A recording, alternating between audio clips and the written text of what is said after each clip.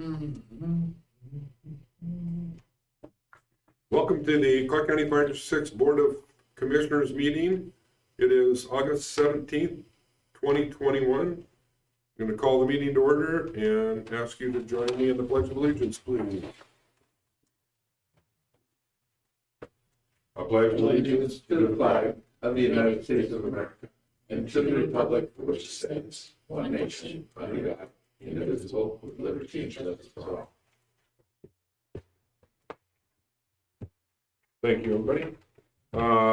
Any additions to the agenda? In here? None here. I'm just going to add some registration stuff for conference in the Southwest Washington thing. I'll do that in new business. Or I'll forget. Read and approve the minutes of the August 3rd meeting. Make a motion to approve. Second. Moved and seconded, all in favor? Aye. Aye. It says no correspondence, is that correct, Chief? That's correct. Citizen communication, this is the time during we set aside during our meetings that citizens can ask questions, make comments towards the board.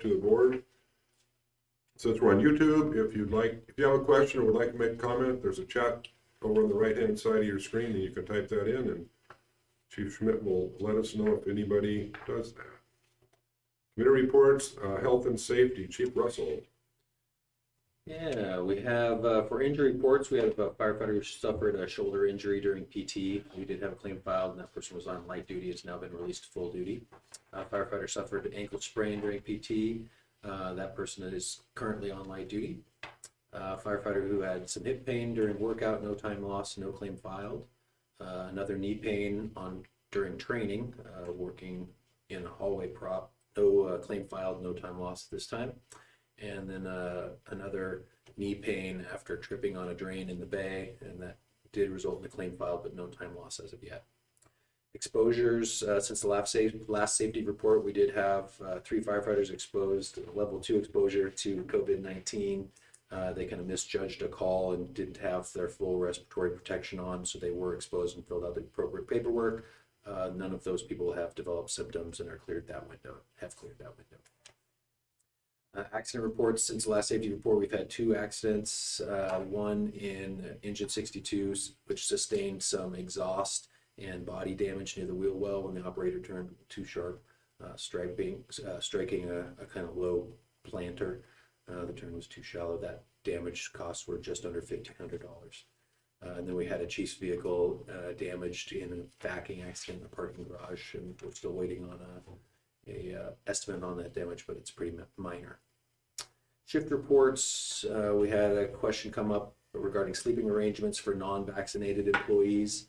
It was recommended by the MPD's office that any non-vaccinated individuals not sleep in our shared sleeping space here at Station 61.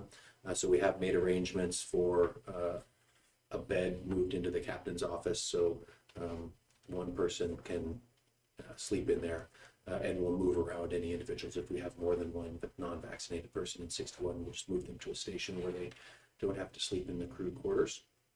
And then there was just another note to the safety committee. We had a kind of a near miss with one of our older engines responding to a fire in Clark Firs area about a month ago, where they experienced some brake fade and had to use the emergency brake to come to a complete stop. Initially this was thought to be brake fade. Maybe they were going a little too fast, but the mechanics out at Tannen took a look at that vehicle and determined that it wasn't driver or operator error, but some sort of mechanical error. So they serviced the vehicle and put it back in service. Kind of the key there, though, is that the reminder to crews that not all our apparatus drive the same. We have some newer models, we have some older models, and when we drive those older models, we need to use a little more caution, a little more care. So that's kind of the message being pushed out from the safety committee. Can I ask a question about that? Yeah. You said they used the emergency brake. It's air brakes. Yeah. So they dynamite the brakes? I think they kind of drifted into the scene and then finally just had to pull the e-brake to. Yeah, 'cause it's either on or off. Yeah. It's not like the. Yeah, I think they were going to the floor, still moving, need to stop, pop the brake, it stopped. So your maxi cans engaged. Yeah. Any questions to Chief Russell? No, thank you. Thank you, Chief. No other reports. Call your attention to the consent agenda. Move for approval. Second. Moved in second, all in favor? Aye. Aye. Okay, chief, overtime summary. So overtime this month was a little higher than we usually are at $142,367.97. Almost 20,000 of that was in BC callback, and then 111,000 in shift replacement overtime. We had a number of people off on injury still in July, so that was some of the issues. We also have somebody on quarantine for COVID leave, so just running a little short right now. There's no relief for that, is there? I mean, COVID relief, I mean, we did the FMLA, extension and then had a deadline, vaccinated and non-vaccinated. What about how we're impacted? Is there any relief? So, we did have the COVID sick leave, that expired the end of last year. We extended it to March 31st to get us through the vaccination process. FEMA will reimburse, but only if we can prove that they got COVID on duty. And with this, it was off-duty exposure, so. But we are still putting in for reimbursement with COVID. Do you know what that Yeah, they amount may is? change their mind. It's Yeah. worth tracking. Yeah. So, and Chief Russell's gonna submit for that shortly. We are allowed to resubmit for any materials and PPE and that sort of thing. So, and then also call volume, we're able to bill for time on COVID patients. And so we've been compiling all that information. It's worth tracking. For the budget performance report, we're under what we anticipated. We thought we'd be at 58.3%. We've expended 37.7% of the fire budget. That will change today because I just signed on the engines today. So. For EMS, we should be at 58.3% and we've expended 49.2%. So we're tracking good with EMS. For the, there's no facilities report tonight as a formal report, but I wanted to report to the board that I did meet with all 3 crews at Station 6-1. We went through the original floor plans, compared them with the new floor plans. 2 out of the 3 shifts actually, once we went through the plans, really liked the flip scenario. They weren't so concerned about the dorms being on the Hazel Avenue side. 1 shift had concern about being on the Hazel Avenue side, but sorry, we dropped it. Oh, drop it. Dave's not here.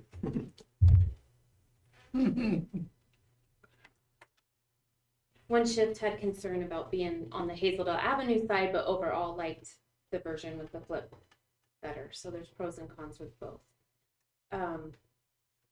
The biggest con with doing the whole flip scenario is we do have to move the fuel tanks, but also talking to the crews, all of them preferred fuel at Station 6-1 if they had to choose between 1 and 3. They thought Jubitz was pretty easy to get to. Other than that, they had some stuff as far as size of showers, vents in the bathrooms, insulation, that kind of stuff. So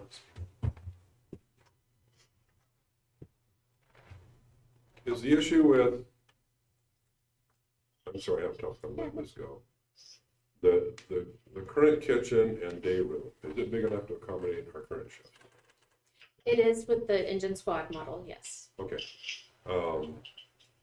So we're looking at $100,000 to move it, and we're looking at 100 and something to move the fuel tanks, which the current tanks meet code, and they're in a spot that's serviceable, and understand that the concrete where they park is probably an issue. So we're looking at $280,000 or $300,000 to move the kitchen, which causes us to move the fuel tank, which causes us to move the generator.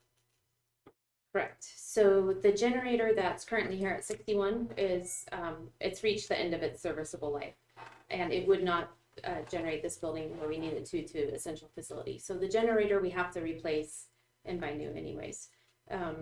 As far as the fuel tanks, the tanks themselves, the boxes are okay, but they don't have the computerized system that measures the fuel that we're using, and we wanted a more accurate system to do that. And then also where they drain right now into the concrete, that would have to be all redone, where you see that depression and the drainage system. So there is some cost even if we don't replace those tanks. It wouldn't be the full cost, but it'd be substantial. I guess I'm the only one concerned about spending that much money, so Well, I just, it's numbing anyway. I mean, what are you gonna get numb about? It's all numb. Me. Well, I did read in the paper last night that the price of lumber is dropping drastically, so, They started stealing it off the old restaurant in Highway 99. The T111 is recycled. Crazy.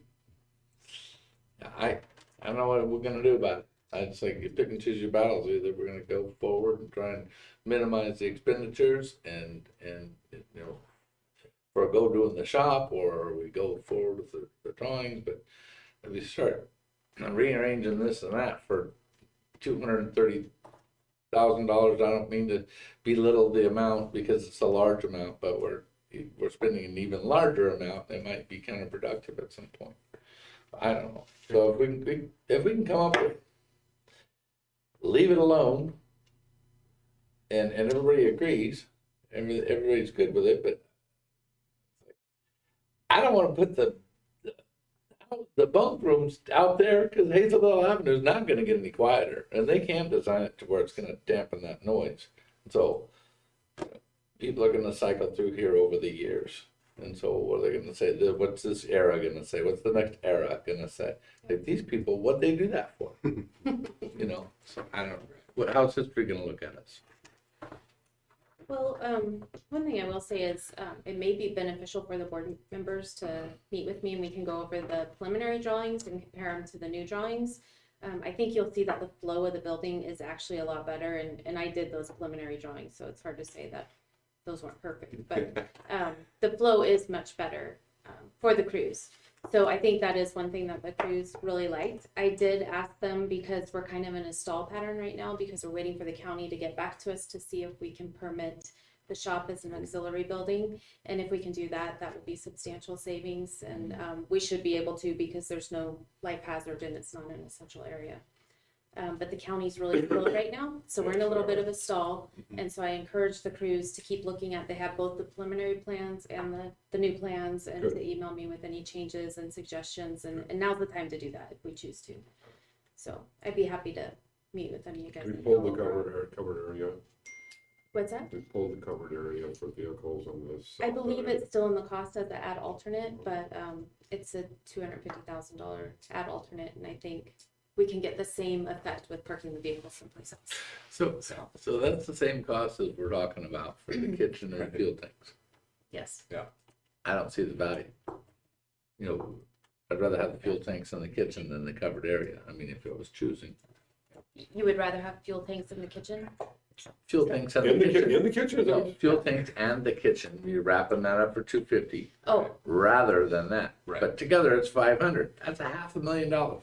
right, and that's exactly where staff If you is had to as pick well. and choose. If you had Yes. to pick and choose between the two. I just think, you know, if we have to move the fuel tank, we have to move them, but I think it's important. We get the fuel considerably cheaper Mhm. on state bid. It's more convenient. I mean, if we don't have diesel here, I can see engine one driving to Sammacurt once a day, which takes them out of their station area for 30 minutes, plus they burn fuel coming and going. And so it sounds like, well, new fuel tanks and not try to move the old ones, is that correct? I'm not sure that they can use the current tanks with the modern technology. doubt I think we have to I think go all it's like new, but that's anything else. actually not the most expensive part of it. It's the software programming and the tracking, the electronic tracking of the fuel Probably usage. once you touch it, you have to bring it up to code. If you leave it alone, you're probably good. And the crews had great points about that. They, there's not a lot of fuel options in the Hazeldale area, real easy. Just Fred Meyer's the only one we could think of, so. they And did that's it still about gonna be that. more expensive. And that's where AMR goes. I mean, there's a lineup of AMR when they do shift change. Phil Myers. And then we still have the infrastructure at 63 for if and when we decide to buy tanks. And we're still looking at some sort of a storage facility out there. Yes. I think that's important too. Get our stuff out of the rain. Anything else from the board on any issues? Thank you for doing that. Yeah. And checking with the crews. Thanks for checking with I'll, the crews. And if we do this and they complain about the noise out there, We'll just wait Well, for the one next crew cycle will of be- them. They won't even notice because they don't know the difference. COVID-19 update, that was in our info here. Well, I'm sure you guys have all been following the news and you know that the COVID and the Delta variant in particular is ticking up. We did have one breakthrough case with one of our personnel where they were vaccinated and still got COVID. Currently at the bottom of that report are the hospitalizations. So Peace Health has actually quite a few. And, you know, as we're going to continue to monitor the progress and see at what point we need to take more safety measures with our crews. But right now they're back into, Chief Russell could probably explain it, but back into full PPE on calls. I know that Peace Health last night had 72. I stepped down and worked there last night on the COVID floor. And the tower now, there's a whole floor on the tower, half a floor on the neuro floor, and then 2 north and 2 south. And they have people in the ER. And 95% of them didn't get the vaccine. So, okay. Well, we'll talk about that later underneath the new business. Anything else on the chief's report? Station 3 open house, which didn't happen for a while.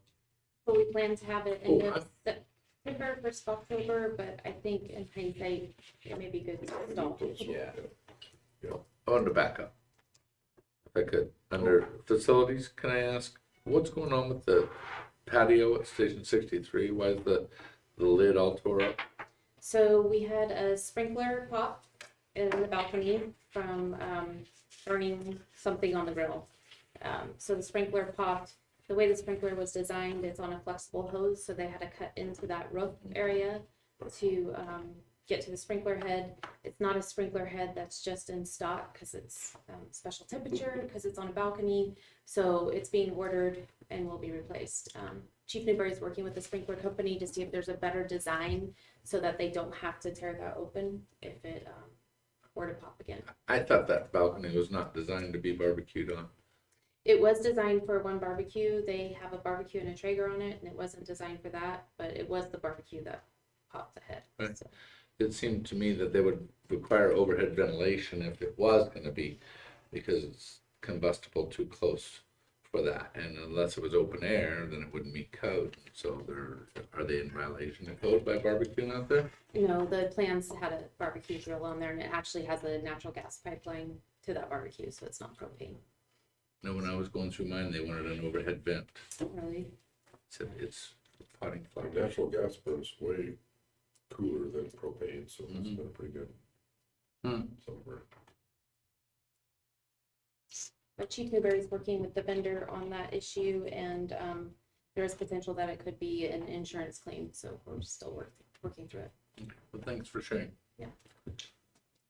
Back to old business, bond update.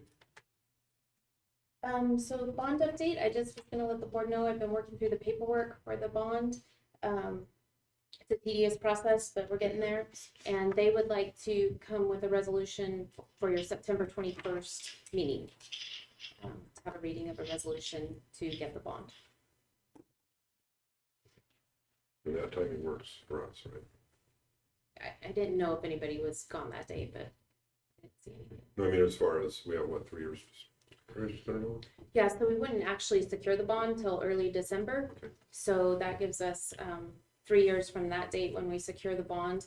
With the bond, you can add any capital projects. So I had them put in their auxiliary building at 63, building here, shop here, a truck. And so any of those capital projects we can buy with that. Load up.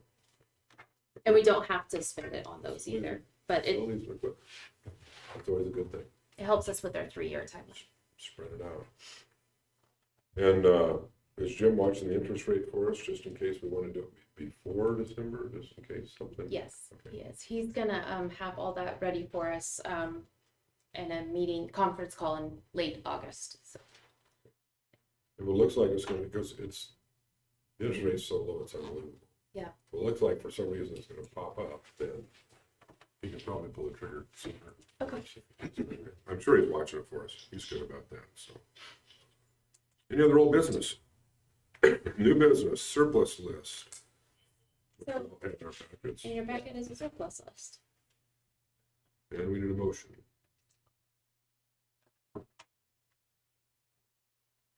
What number is that? It's number 9.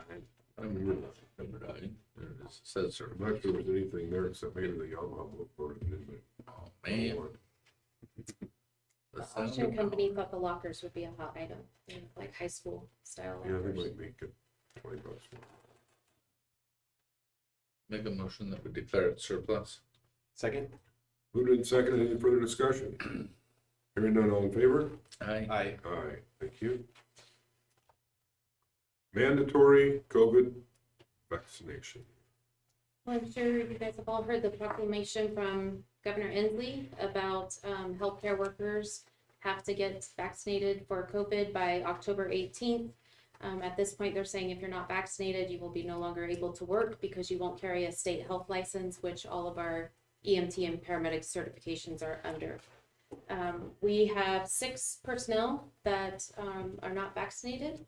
So I know we've been working with the local to see what our options are, and we'll start working with those personnel to see what we can do. But more to come.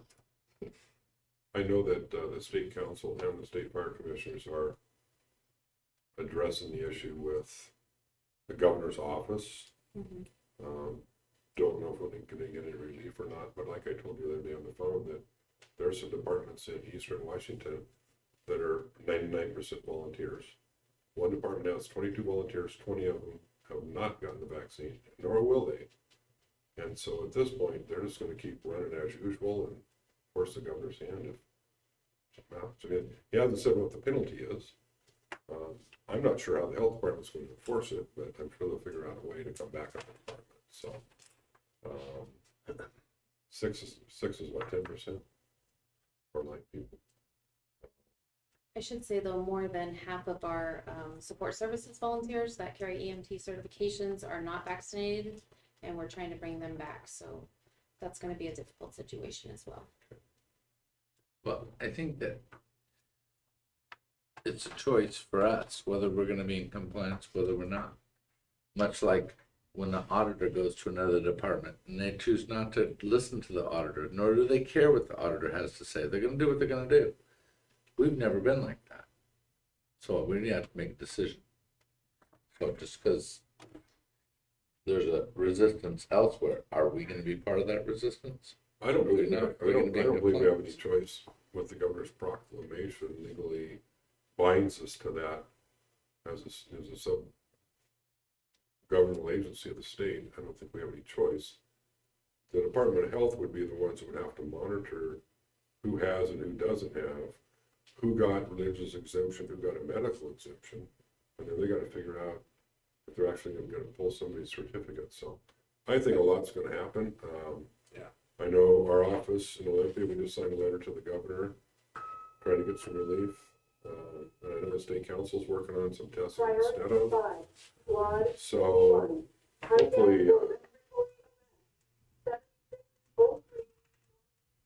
hopefully between now and October 18th, things will clarify themselves. When you say relief, do you mean leeway? What, leeway? Testing instead of. Right, and I hear that in lieu of you can have, weekly tests or something like That that is an option right now. in other fields. I mean, Not the hospital, you can. yeah, I don't know where I'm hearing this or whatever, but it seems as though that you could opt out if you opted into a weekly test. I don't know, but I mean, at some point, it's gonna come to a head. Yeah, before October 18th. One thing to consider is many of the departments and the local have talked about a leave of absence for employees that do not want to get the vaccine and want to wait till FDA approval. Leave of absence at District 6 is covered under the CBA, and that's a right of the board to do. So That would be a non-compensated leave of absence, it's a non-compensated up to 6 months. but we'd have to leave. fill those spots with overtime. Yeah, Well, and it's a decision by the board, not by. the latest I heard was that the FDA is supposed to come out in the next 4 weeks, because it became an issue with the military. And the military was saying it's I guess it's considered somewhat experimental until it's actually approved by the FDA. So they've accelerated that process now, and I would guess before the end of September, it's probably gonna be, well, who knows, but, yeah, it's a tough one.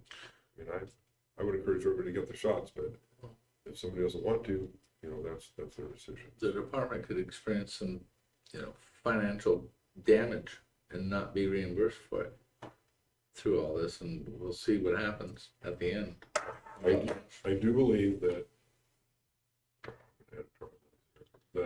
not all things were taken into consideration when the proclamation was made. Oh, as per usual. So hopefully we can get good information up to the governor's office and he can take another look at it. Have a look at Provide us some- 1310. I signed a letter, I don't think we need to. Okay, public meetings. This was just discussion for the board with COVID ramping up, how you wanted to handle these meetings in the future. Is there any information out there on changes coming to board meetings or any direction there? Not yet. Okay. Not yet, no. It would be up to us to, I mean, I would hope that we could limit the number of people and insist on the people that come to the meeting to be vaccinated. Because it's on, I mean, they can watch it at home. It's safe without having to be here. I don't know, how do you guys feel about that? It seems like it's a two-way street, just like restaurants. You ask, oh, are you vaccinated? Oh, they can ask, well, is this guy passed this, that, and the other? It's like, you guys want to share your HIPAA information back and forth? I don't know. I just think it's a Pandora's box. I mean, we can limit it to just us and staff. If you want to do that, or we can wait and see if LNI makes a decision for us. It's up for the notice. This is curing it. I mean, if we're putting it on YouTube, it's going to public record. It's discoverable. You can find it. We can be in a small group. Yeah. And I don't know. It's not broke. Yeah, This way it's not broke. I think without any further direction, this current setting is working with it being broadcast and then, group setting or size-wise here, I think it's So much unknown. We'd be going out on a limb. We'll do what we're doing until LNI tells us to do something different. Good. Do we have any questions or comments, Chief, coming in? They're not that, no. Okay. I just want to confirm though, that's no guests, just staff and board, and then broadcast. No, I think we're, Okay, I think yes, sir. There could be potentially people presenting, right? September 21st is a bond, right? So Yeah. I would think that yes, would certainly be Yeah. still be fit the okay. Invited guests, Invited, but yeah. closed to public and just broadcast. Yeah. or if somebody wants to attend and to discuss an issue with us, they can get a hold of you and we can maybe make arrangements for them. Okay. I don't like absolutes, so I like to be flexible. Yeah. So absolutely this and absolutely that's gonna bite you. Yeah. Well, We need to have Tina register us for a conference. Okay. I think the three of us are going. Yeah. And you're at the Toledo now. Okay. You guys are at Toledo. We're just waiting for Secretary Taylor, which he'll get one. So the three of us and the two of you and Chief Taylor, we all need to send our registrations in for that. And then also, you probably saw, or you guys probably saw the Southwest Selection Fire Commissioners meeting. yeah, I talked to Larry Bartel and we're gonna go ahead and do that. great idea. It's hosted by some of the money we have to make. Chiefs are invited if they would like to attend. And it's the 18th. I got it on my phone turned off. We'll put it on our calendar. Yeah.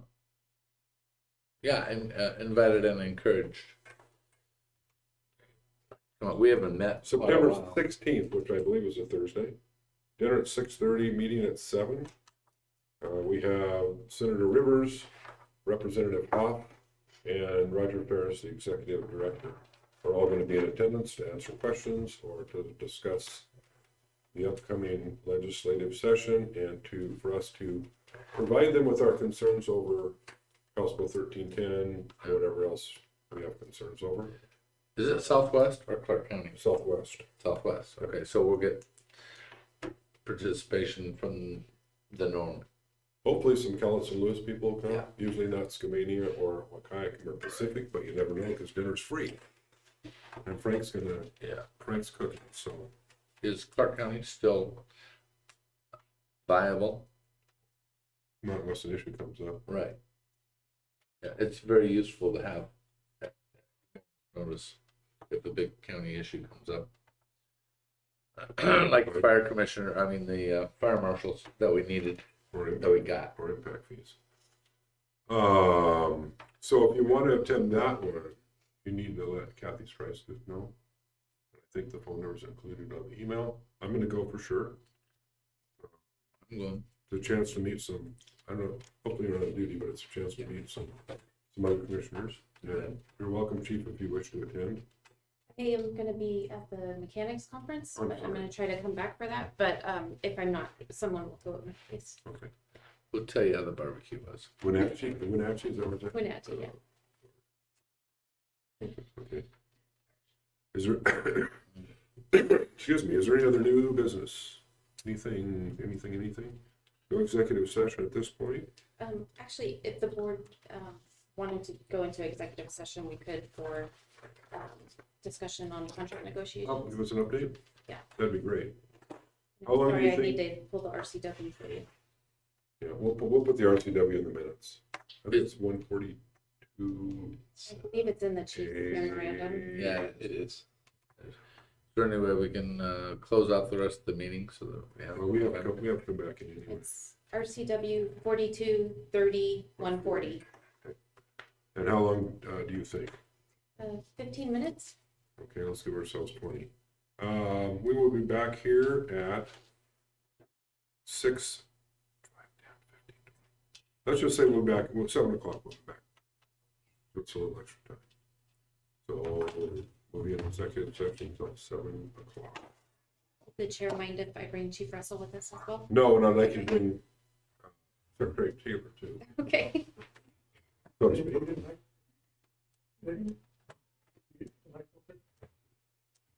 Yep.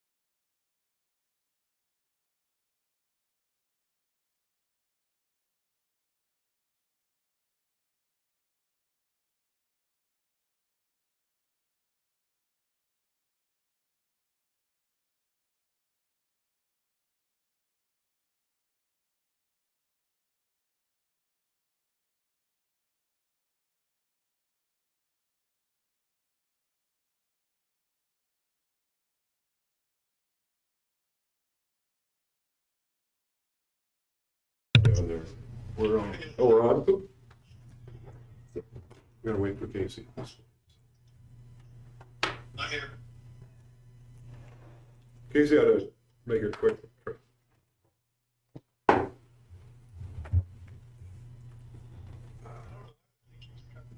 Yeah, I did fine in the office there. Must be something about where we're sitting here. But I've got full bars and full internet. Yeah. That's the bottom, so. Okay, we are back from executive session. We discussed several issues and took no action. And we are to roundtable go to order, and one of the things we had a question about was EMS levy. And if you talk to our consultant or where we are with the EMS levy real quick. So I spoke to Liz Loomis and went through each of the items that she contracts with us to do. After talking to her, we did feel that it's probably something Dave Schmidtke and I could handle. We pretty much have a template for it. The other thing we are really working on with other chiefs in the county is an impact fee model for unincorporated county areas. And Liz could help us with that process, and it probably would be a better use of her skills and abilities to do that. So Good. we haven't said for sure we're not, but I told her I'd give her an answer this week. So. That makes me happy. Casey's out. Thank you. Knew we could do it. Any other roundtable or good of order? I have one other roundtable. This is Liz Schmidtke too. I just wanted to report on our Facebook. Our likes are up 354%. We've had post reach of 84,181. We had over, I don't remember the exact number, but a huge number over the car wreck on I-5 that happened last week. He linked that to our national public service announcement that we did for pull over, slow down. And that got national attention, that Facebook article. So we think that's what's bumping our Facebook way up. Our post engagement, which is after somebody looks at our Facebook, then they pass it on to other people, that's up 285%. So we've never seen numbers like that. So it's pretty exciting. Excellent. That helps when we get ready to do the EMS levy to explain to people what it's used for and the costs and all that stuff so they can make a good decision. So, excellent. Are we gonna do another, we're gonna do a fall newsletter? Yeah, Schmidtke's working on a digital one right now, and then we're gonna send out a printed one about Thanksgiving time is when we It'll send be on a it. little bit thicker paper. Okay. That's, What was the cost of that? Chris knows that too. It's like, come on, we can. I can't remember exactly. I want to say with postage and printing, it was right at 8,000. It was under 10. What Okay, percentage so we're we're not not really reaching? good. Anything else? Just remind you, if you want to go to the Southwest Washington Fire Commissioners, I need to give Kathy Bryce Guth, or if we just want, are we all gonna go? Yeah, I'll go. Could you call Kathy and tell the 3 board members and a chief officer, will be 4 of us, we just know what chief's gonna get stuck going. Well, we're fun, you guys wanna go, we're fun. Somebody can ride with me if you want. Where's this one? 21, 21's East I-5, and high quality building. we try to do it there Poor because it's design. further towards Cowlitz House instead of coming all the way down to. But the food will be good, and we'll have some legislative people there that you can meet. They're both supporters of the fire service. Great. So, if hearing no other roundtable go to the order, we need to authorize August issuance of payroll warrants, authorize August payroll direct deposits, authorize deposit of federal and FICA med withholding, authorize pre-authorization invoice transmittals, and authorize payments of current bills. And this time, we need a motion. Make a motion to approve. Second. Moved in second. Any additional questions? Hearing none, all in favor? Aye. Aye. So moved, and the meeting is adjourned. What, do we not have a motion last time? I adjourned the meeting before you guys had a chance. Oh, we didn't do that. No, you guys came back. Back her up. I felt bad.